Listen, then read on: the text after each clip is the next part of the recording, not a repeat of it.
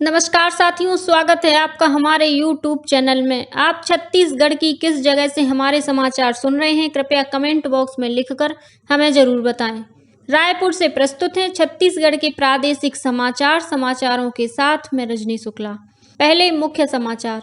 केंद्रीय मंत्रिमंडल ने वर्ष 2023-24 विपणन मौसम के लिए मसूर, गेहूं और जौ सहित सभी रबी फसलों का न्यूनतम समर्थन मूल्य बढ़ाने की मंजूरी दी।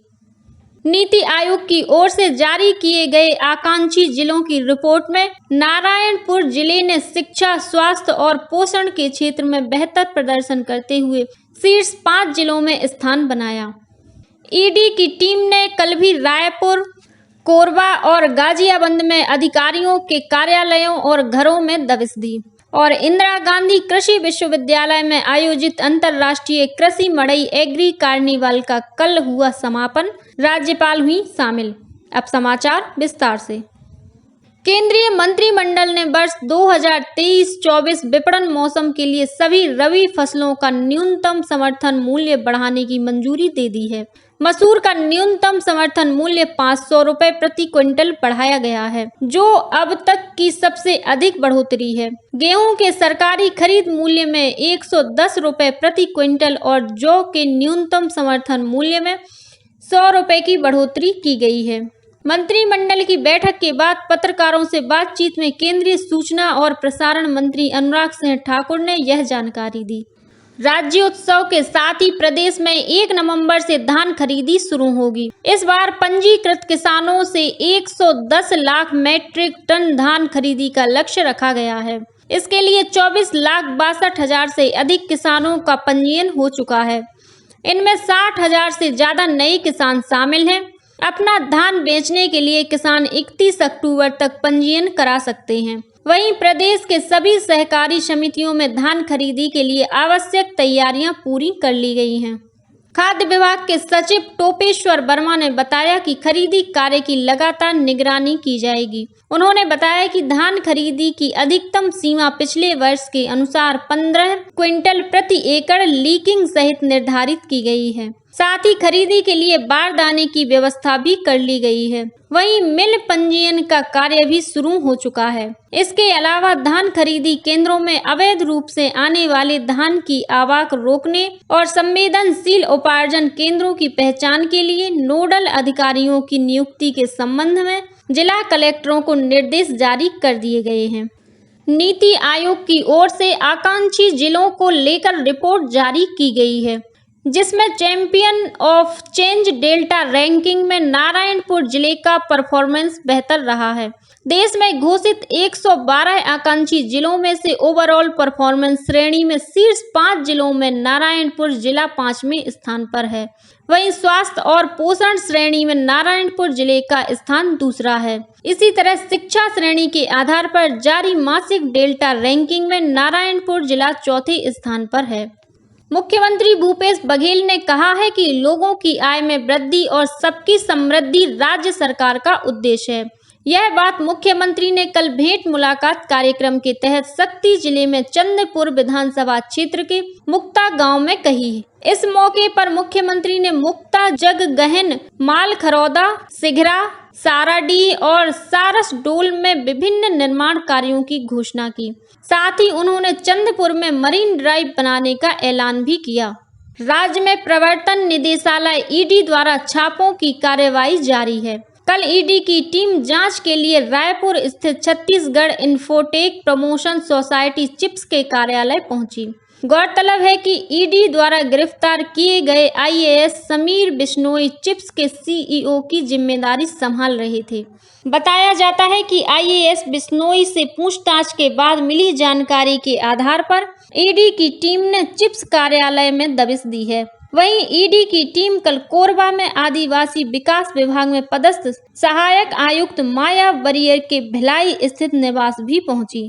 वहीं ईडी की एक अन्य टीम कोरबा के आदिवासी विकास विभाग में दस्तावेजों की जांच कर रही है। इससे पहले कल सुबह ईडी की टीम ने रायगढ़ जिला कलेक्टर रानू सिंह के गाजियाबंद में पांडुका स्थित उनके माता पिता और अन्य परिजनों के घरों पर भी छापा मारा। मुख्यमंत्री भूपेश बघेल ने कहा है कि राज्य सरकार आदिवासियों को 32% आरक्षण का लाभ दिलाने के लिए प्रतिबद्ध है। यह बात उन्होंने परसों रायपुर में आदिवासी समाज के जनप्रतिनिधियों से मुलाकात के दौरान कही। मुख्यमंत्री ने प्रतिनिधि मंडल के साथ आरक्षण के मुद्दे पर चर्चा करते हुए कहा कि राज्य में आदिवासियों को 32% आरक्षण लाभ का दिलाने के लिए जरूरी कदम उठाए जा रहे हैं। उन्होंने कहा कि राज्य सरकार इस विषय को लेकर सर्वोच्च न्यायालय जाएगी। विदेशों में निवासरत छत्तीसगढ़ के अप्रवासी भारतीयों को एक सूत्र में जोड़ने और छत्तीसगढ़ की कला तथा साहित्य को संजोए रखने तथा प्रचार प्रसार करने के लिए गठित NRI सेल की पहली बैठक कल मंत्रालय में संपन्न हुई। गृह विभाग के प्रमुख सचिव मनोज पिंगुआ की अध्यक्षता में हुई इस बैठक में निवेश और तकनीकी हस्तांतरण जैसे मुद्दों पर सहयोग को लेकर चर्चा हुई। साथ ही विदेशों में रह रहे अप्रवासी भारतीयों के साथ जीवंत संबंध बनाए रखने और राज्य की प्रगति के लिए आवश्यक सुझाव लेने तथा सूचना प्राप्त करने के बारे में विचार विमर्श भी किया गया। बिलासपुर जिले के कोटा में आदिवासी लोक कला महोत्सव का आयोजन किया गया। कार्यक्रम में मुख्य अतिथि के रूप में राज्यपाल अनुसुईया उइके शामिल हुई। कार्यक्रम को संबोधित करते हुए राज्यपाल ने कहा कि आदिवासी समुदाय ने प्रकृति के साथ रहते हुए आदिकाल से लगातार अपने परिवेश की देखभाल कर उसके संरक्षण और संवर्धन का काम किया है। आदिवासी समाज के धर्म गुरुओं ने विश्व की रक्षा के लिए पर्यावरण के संतुलन के सिद्धांतों को भी जीवन में अपनाने का संदेश दिया है। उन्होंने कहा कि इन संदेशों का प्रचार आधुनिक समाज को नई दिशा दे सकता है। इस महोत्सव का आयोजन छत्तीसगढ़ सर्व आदिवासी समाज द्वारा किया गया था। रायपुर स्थित इंदिरा गांधी कृषि विश्वविद्यालय में आयोजित अंतर्राष्ट्रीय कृषि मड़ई एग्री कार्निवाल का कल समापन हुआ। इस मौके पर राज्यपाल अनुसुईया उइके मुख्य अतिथि के रूप में मौजूद थीं। 5 दिवसीय इस कार्निवाल में 10 अफ्रीकी देशों Uganda, Zimbabwe, Madagascar, Senegal, Ethiopia, Namibia, Ghana, Mali, Seychelles के अलावा साउथ एशियन देश नेपाल, बांग्लादेश, श्रीलंका और भारत सहित लगभग 15 देशों के कृषि वैज्ञानिक शामिल हुए। भिलाई में रोजगार सृजन केंद्र की स्थापना की गई है। यह प्रदेश का दूसरा रोजगार सृजन केंद्र है। इसका शुभारंभ Chhattisgarh chamber of commerce and industries के प्रदेश कार्यकारी अध्यक्ष संजय चौबे ने किया। स्वावलंबी भारत अभियान के प्रांत समन्वयक जगदीश पटेल ने बताया कि देश भर के 23 संगठन साथ मिलकर यह कार्य कर रहे हैं।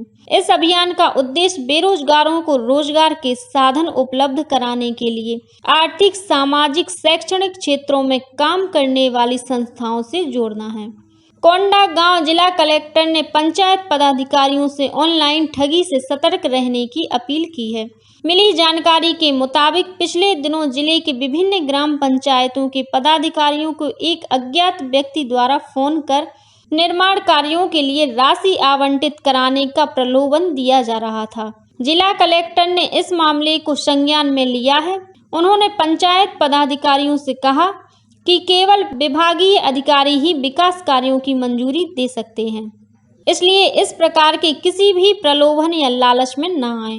इसी बीच कोरबा जिला पंचायत के मुख्य कार्यपालन अधिकारी ने पाली ब्लॉक के 2 सचिव, करतला के 1 सचिव और करारोपण अधिकारी को निलंबित कर दिया। निलंबित कर्मियों पर सरकारी योजना के क्रियान्वयन में लापरवाही बरतने का आरोप है। कवर्धा में कल से 22वीं राज्य स्तरीय शालेय क्रीड़ा प्रतियोगिता शुरू हुई। कार्यक्रम का शुभारंभ पंडरिया विधायक ममता चंद्राकर ने किया। इस स्पर्धा में क्रिकेट, बैडमिंटन, वॉलीबॉल और तीरंदाजी की प्रतियोगिताएं होंगी। स्पर्धा में बस्तर, बिलासपुर, दुर्ग, रायपुर और सरगुजा संभाग के खिलाड़ी भाग ले रहे हैं। और अब पेश है मौसम का हाल। दक्षिण पश्चिम मानसून के विदाई के लिए परिस्थितियां अनुकूल बनी हुई हैं, जिसके कारण अगले 2 दिनों के दौरान प्रदेश के कुछ और भागों से मानसून की विदाई हो सकती है। मौसम विभाग के मुताबिक प्रदेश में बंगाल की खाड़ी से पर्याप्त मात्रा में नमी आ रही है, जिसके कारण कल कुछ स्थानों पर हल्की से मध्यम वर्षा होने अथवा गरज चमक के साथ छींटे पड़ने की संभावना है। इस दौरान राज्य में 1-2 स्थानों पर गरज चमक के साथ वज्रपात भी हो सकता है। और अब कुछ अन्य खबरें संक्षेप में। जन सूचना अधिकारियों के लिए 20 अक्टूबर को रायपुर में कार्यशाला आयोजित की जाएगी, जिसमें छत्तीसगढ़ राज्य सूचना आयोग के मुख्य सूचना आयुक्त M.K. राउत के साथ ही रायपुर कलेक्टर डॉक्टर सर्वेश्वर नरेंद्र भूरे भी शामिल होंगे। मुख्यमंत्री भूपेश बघेल ने जनसंपर्क विभाग की हिंदी अंग्रेजी नवीन द्विभाषी वेबसाइट का लोकार्पण किया है। इस नई वेबसाइट में समाचारों के अलावा विभागीय और छत्तीसगढ़ से संबंधित समस्त जानकारी हिंदी और अंग्रेजी में उपलब्ध होंगी। इस वेबसाइट में जिलों के लिए अलग सेगमेंट भी बनाया गया है। नारायणपुर ओरछा मार्ग पर झोरी गांव के पास माओवादियों ने HDD मशीन और ट्रक को आग के हवाले कर दिया है। इस इलाके में BSNL द्वारा फाइबर लेवल बिछाने का काम किया जा रहा है। इसी काम में लगे वाहनों में माओवादियों ने आग लगा दी। बिलासपुर में जमीन विवाद को लेकर 2 पक्षों के बीच आपस में चाकूबाजी और मारपीट की घटना हुई है, जिसमें एक व्यक्ति घायल हुआ है। पुलिस ने आरोपियों के खिलाफ बलवा और हत्या का मामला दर्ज किया है। और जांजगीर के खोखरा गांव के पास राष्ट्रीय राजमार्ग के निर्माण के दौरान धूल उड़ने से परेशान स्थानीय लोगों ने कल चक्का जाम किया। पुलिस की समझाइश के बाद ग्रामीणों ने चक्का जाम समाप्त किया। इसी के साथ छत्तीसगढ़ के समाचारों का ये बुलेटिन समाप्त हुआ।